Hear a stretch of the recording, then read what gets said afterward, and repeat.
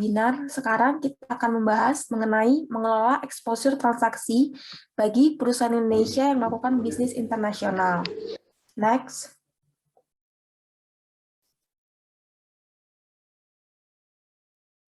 Sebelum kita memulai webinar ini, saya ingin memperkenalkan diri. Nama saya Atika Triadrianti.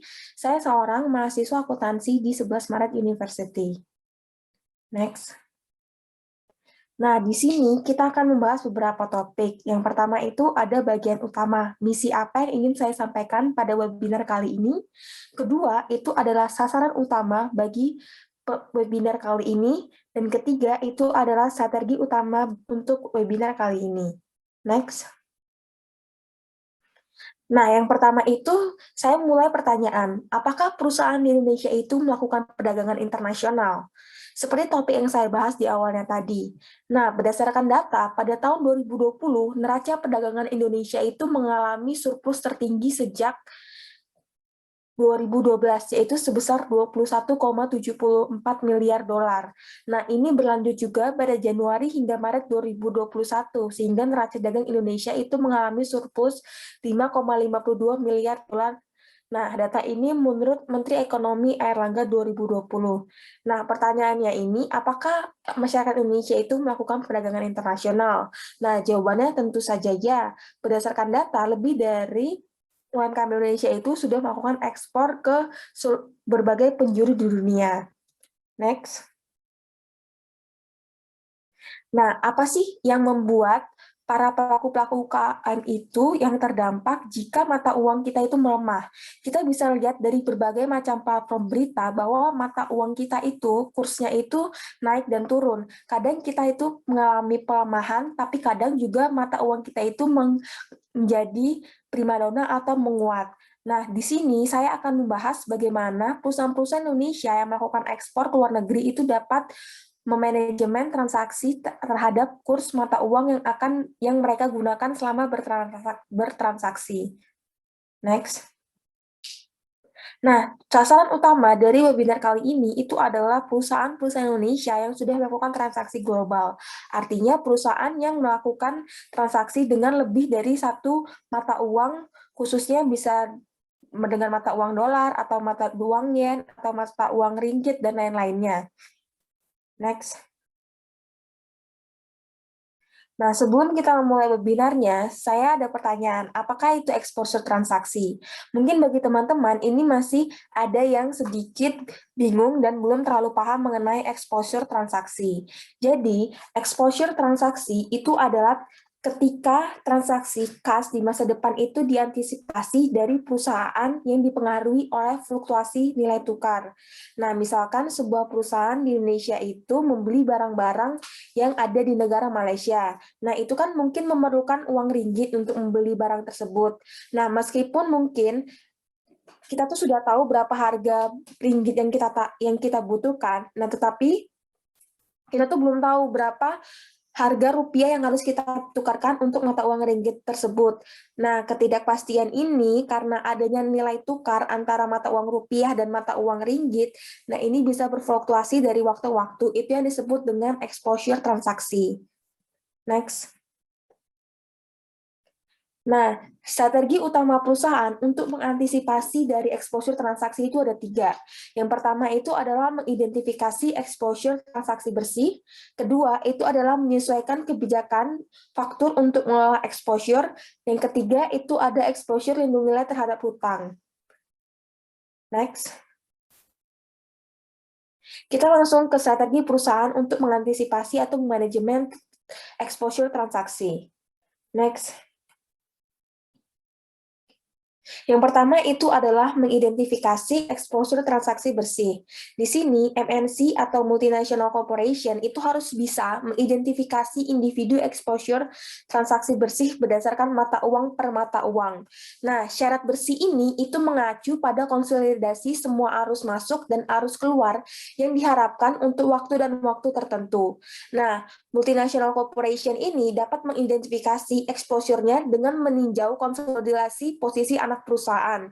Nah, mungkin setiap anak perusahaan yang di luar negeri itu ingin melakukan lindung nilai terhadap posisi mata uang bersihnya untuk menghindari kemungkinan dampak buruk pada kinerja karena fluktuasi mata uang. Misalkan mata uangnya sedang melemah, itu kan bisa mengakibatkan dampak terhadap kas perusahaan secara langsung. Nah, itu mungkin bisa diantisipasi dengan mengidentifikasi eksposur transaksinya secara bersih terlebih dahulu. Next. Strategi yang kedua itu adalah yang bisa dilakukan oleh perusahaan Indonesia itu adalah menyesuaikan kebijakan faktur untuk mengelola exposure. Nah, misalkan contoh seperti ada perusahaan di United States of America itu mungkin dapat memodifikasi kebijakan penetapan harga untuk melakukan lindung nilai terhadap exposure transaksi. Nah, itu kan artinya perusahaan itu dapat menagih atau memberi harga ekspornya dengan mata uang yang sama yang akan dibutuhkan untuk membayar impor. Nah, untuk multinational corporation dengan banyak anak perusahaan, beberapa posisi mata uang di anak perusahaannya akan saling mengimbangi, sehingga lindung nilai oleh satu anak perusahaan dapat meningkatkan exposure multinational corporation secara keseluruhan. Nah, multinational corporation ini dapat menggunakan sistem terpusat untuk menilai dan melindungi exposure untuk memastikan bahwa anak perusahaan itu tidak melakukan lindung nilai. Nah, tapi sistem ini dapat mempengaruhi arus kas dan kinerja masing-masing anak perusahaan. Oleh karena itu dapat mempengaruhi kompensasi kepada manajer masing-masing anak perusahaan. Induk multinational corporation itu dapat menerapkan sistem kompensasi yang tidak menghukum manajer anak perusahaan jika arus kas berkurang karena pergerakan mata uang yang merugikan. Next. Strategi berikutnya yang dapat dilakukan oleh perusahaan itu adalah exposure nilai terhadap hutang. Nah, multinational corporation itu dapat memutuskan untuk melakukan lindung nilai sebagian atau seluruh transaksi hutangnya yang diketahui, sehingga itu dapat terisolasi dari kemungkinan adanya apresiasi mata uang. Nah, perusahaan itu dapat memilih beberapa teknik dari lindung nilai. Next. Nah, ini adalah beberapa teknik lindung nilai yang dapat multinational corporation pilih dalam mengantisipasi adanya exposure transaksi. Pertama itu adalah lindung nilai berjangka, kedua adalah lindung nilai ke depan, ketiga adalah lindung uang pasar uang, keempat adalah lindung nilai opsi mata uang. Next. Yang pertama itu adalah forward or future hedge on payable. Nah, kontrak berjangka dan kontrak berjangka itu memungkinkan multinational corporation untuk mengunci nilai tukar tertentu di mana ia dapat membeli mata uang tertentu. Nah, oleh karena itu, kemungkinan untuk melakukan lindung nilai terhadap hutang dalam mata uang asing. Kontrak forward itu dinegosiasikan antara perusahaan dan lembaga keuangan seperti bank komersial. Nah, oleh karena itu, dapat disesuaikan memenuhi kebutuhan spesifik perusahaan. Nah, kontrak ini dapat menentukan pertama, mata uang yang akan dibayar perusahaan. Kedua, mata uang yang akan diterima oleh perusahaan. Ketiga, jumlah mata uang yang akan diterima oleh perusahaan. Keempat, kurs di mana multinational corporation akan menukar mata uang atau yang disebut dengan kurs forward. Dan terakhir itu adalah tanggal mendatang di mana pertukaran mata uang akan terjadi. Next. Selanjutnya adalah money market hedge on payable atau lindung nilai pasar uang. Nah, lindung nilai pasar uang itu melibatkan pengambilan posisi pasar uang untuk menutupi posisi hutang atau piutang di masa depan. Nah, jika perusahaan itu memiliki kelebihan kas, itu dapat menciptakan lindung nilai pasar uang yang disederhanakan. Next. Selanjutnya adalah lindung nilai opsi mata uang. Nah, perusahaan itu mengakui bahwa teknik lindung nilai seperti lindung nilai ke depan dan lindung nilai pasar uang dapat menjadi bumerang ketika mata uang hutang terdepresiasi atau mata uang piutang terapresiasi selama lindung nilai. Nah, untuk memilih teknik optimal untuk lindung nilai, pertama, itu future dan forward hedge sangat mirip, sehingga hanya perlu mempertimbangkan teknik mana yang lebih disukai. Ketika membandingkan lindung nilai atau futures dengan lindung nilai pasar uang, MNC itu dapat dengan mudah menentukan lindung nilai mana yang lebih diinginkan karena biaya setiap lindung nilai dapat ditentukan dengan pasti. Next. Nah, tadi kan sudah disebutkan beberapa teknik optimal untuk lindung nilai piutang. Nah, pertanyaannya selanjutnya adalah bagaimana sih cara memilih teknik optimal yang dapat digunakan oleh perusahaan Indonesia untuk lindung nilai piutangnya. Next. Caranya itu ada dua. Yang pertama itu karena futures dan forward hedge itu sangat mirip. Nah, di sini MNC atau multinational corporation itu hanya perlu mempertimbangkan teknik mana yang lebih disukai. Jadi antara future dan forward itu sebenarnya mirip. Jadi tergantung dari perusahaan Indonesia lebih memilih yang future atau yang forward. Kedua, itu ketika membandingkan nilai forwards atau future dengan nilai pasar, multinational corporation itu dapat dengan mudah menentukan nilai mana yang lebih diinginkan karena uang tunai yang akan diterima dari salah satu nilai dapat ditentukan dengan pasti. Artinya, perusahaan itu dapat membuat analisa terlebih dahulu dan setelah perusahaan membuat analisa dan sudah mendapatkan nilai pastinya, perusahaan baru dapat akan memilih dengan nilai forward atau dengan lindung nilai pasar uang. Next. Nah, tadi kan sudah dibahas mengenai beberapa cara untuk lindung nilai. Pertanyaan selanjutnya adalah, apakah ada alternatif teknik lindung nilai yang bisa digunakan oleh perusahaan Indonesia untuk lindung nilai dari perusahaannya? Next. Jawabannya tentu saja ada. Yang pertama, teknik alternatif lain yang bisa digunakan itu adalah lintas lindung nilai. Nah, lintas lindung nilai ini adalah metode umum yang digunakan untuk mengurangi exposure transaksi ketika mata uang itu tidak dapat dilindungi nilai. Nah, jika kontak forward dan teknik lindung nilai lainnya tidak memungkinkan, nah itu dapat mempertimbangkan lintas lindung nilai ini. Nah, jenis nilai ini sebagai lindung nilai produksi karena posisi lindung nilai dalam mata uang yang berfungsi sebagai produksi untuk mata uang di mana MNC itu terekspos. Nah, efektivitas strategi ini tergantung pada sejauh mana kedua mata uang berkorelasi positif. Semakin kuat korelasi positif, maka semakin efektif strategi dari lintas lindung nilai ini. Strategi kedua yang bisa digunakan oleh perusahaan Indonesia adalah diversifikasi mata uang. Nah, diversifikasi mata uang itu dapat membatasi efek potensial dari pergerakan mata uang tunggal yang dialami oleh multinational corporation. Nah, jika mata uang asing saling berkorelasi satu sama lain, diversifikasi di antara mereka itu akan menjadi cara yang sangat efektif untuk mengurangi risiko. Jika salah satu mata uang terdepresiasi secara substasional, maka mata uang lainnya juga akan mengalami depresiasi. Mengingat semua mata uang itu bergerak secara sama-sama. Jadi artinya multinational corporation di Indonesia itu bisa membuat diversifikasi mata uang. Artinya tidak hanya berpaku pada dolar saja, atau kepada yen saja, atau kepada mata uang peso saja, tetapi bisa sebagian untuk mata uang dolar, sebagian untuk mata uang yuan, sebagian mata uang yen, sehingga ada diversifikasi mata uang yang merata. Next. Terima kasih. Sekian presentasi dari saya. Jika teman-teman dan pendengar yang terhormat memiliki pertanyaan, bisa langsung saja, nanti akan saya jawab sebisanya.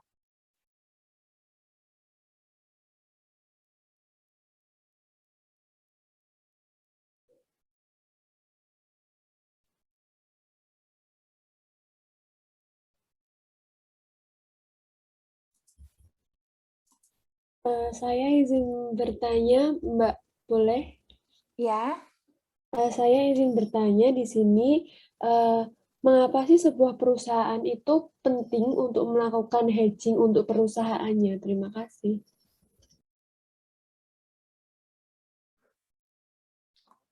oke, baik. Saya akan menjawab pertanyaan dari Mbak Cynthia. Pertanyaannya adalah, mengapa sih sebuah perusahaan itu perlu banget melakukan hedging? Nah, sebelumnya kan kita udah tahu hedging itu adalah sebuah strategi di mana untuk melindungi dana yang digunakan untuk fluktuasi mata uang nilai tukar yang bisa merugikan bagi perusahaan. Nah, kenapa perusahaan itu perlu melakukan hedging? Yang pertama itu agar menjaga kondisi keuangan perusahaan menjadi keadaan yang lebih baik. Nah, hedging itu adalah seperti langkah penting bagi perusahaan agar biaya dan pendapatan tetap stabil. Nah, seperti sebuah asuransi, nah hedging itu dapat menjaga penjualan atau pembiayaan perusahaan tetap dalam batas risiko yang dapat ditoleransi bagi perusahaan. Nah, jika perusahaan itu tidak melakukan pengolahan risiko nilai tukar, kerugian saat kondisi pasar fluktuatif akan menjadi sangat besar. Secara singkat, hedging itu bisa dikatakan sebagai asuransi bagi bisnis yang dijalankan oleh perusahaan yang bertransaksi secara global. Alasan kedua itu agar mencegah kebangkrutan saat situasi tidak terduga. Nah, kan kita tahu pada tahun lalu kita mengalami krisis pandemi karena adanya pandemi 2020. Itu kan membuat mata uang Indonesia itu terdepresiasi secara banyak banget, sehingga jika perusahaan tidak mengantisipasi dengan resiko-resiko yang ada, itu mungkin bisa menjadi kebangkrutan yang sangat tak terduga bagi perusahaan. Nah, ketika sebuah perusahaan mengalami keberangkutan, maka akan terjadi one prestasi kewajiban dengan 70% perusahaan yang melakukan transaksi tanpa hedging. Nah, keadaan ini tidak hanya membahayakan bisnis dari perusahaan tersebut, tapi itu juga bisa menjadi dampak yang negatif bagi keuangan dan ekonomi negara. Nah, seperti itu Mbak Cynthia, alasan kenapa perusahaan itu perlu banget melakukan hedging, karena itu bisa selain berdampak kepada perusahaan, juga bisa berdampak langsung terhadap perekonomian dari sebuah negara. Terima kasih, apakah sudah menjawab pertanyaan Mbak Cynthia? Nah, itu berarti kayak asuransi gitu ya, Mbak, bagi perusahaan. Nah, iya, jadi sistemnya itu lebih agak mirip dengan yang namanya asuransi. Jadi perusahaan itu dia bisa menetapkan biaya-biaya dan penjualannya itu di harga berapa-berapa, jadi sudah ada hitungan pastinya gitu. Iya, terima kasih Mbak, sangat menjawab. Sama-sama. Baiklah, dari peserta yang lain, apakah ada yang ingin bertanya lagi? Saya ingin bertanya, ini berkaitan dengan pertanyaannya Mbak Cynthia tadi, Mbak. Saya ingin bertanya faktor-faktor apa saja yang menyebabkan harus menggunakan hedging. Terima kasih. Baik, terima kasih. Saya akan mencoba menjawab pertanyaannya. Jika kita mencoba faktor-faktor apa aja sih yang dapat dilakukan perusahaan, kenapa harus menggunakan hedging? Sebenarnya faktornya itu ada dua. Pertama itu ada faktor internal dan ada dari faktor eksternal. Kalau dari faktor eksternal itu kan sesuatu yang tidak bisa diatur oleh perusahaan, seperti adanya tingkat suku bunga dan nilai tukar. Nah, itu kan faktor-faktor eksternal yang membuat perusahaan itu melakukan hedging sehingga dapat manajemen resiko dari penjualan dan biaya-biaya yang dikeluarkan perusahaan demi menjalankan bisnisnya. Itu dari faktor eksternal. Nah, kalau dari faktor internal itu juga ada. Yang pertama itu ada namanya liquidity, leverage, growth opportunity, dan financial distress. Nah, faktor-faktor internal ini juga merupakan faktor-faktor yang dapat menyebabkan perusahaan melakukan hedging, karena dengan adanya liquidity, leverage, growth opportunity, itu kan berhubungan langsung dengan kas perusahaan. Nah, kas perusahaan itu kan dia diputuskan berdasarkan pembiayaan dan pendapatan dari perusahaan. Nah, pembiayaan dan pendapatan perusahaan itu secara langsung itu berkaitan dengan tingkat suku bunga dan nilai tukar. Maka dari itu, perusahaan itu perlunya melakukan hedging untuk dapat mengaruhi liquidity, leverage, growth opportunity, dan market book value. Begitu Mbak Diah. Baik, terima kasih. Baik, terima kasih. Apakah ada yang ingin bertanya lagi?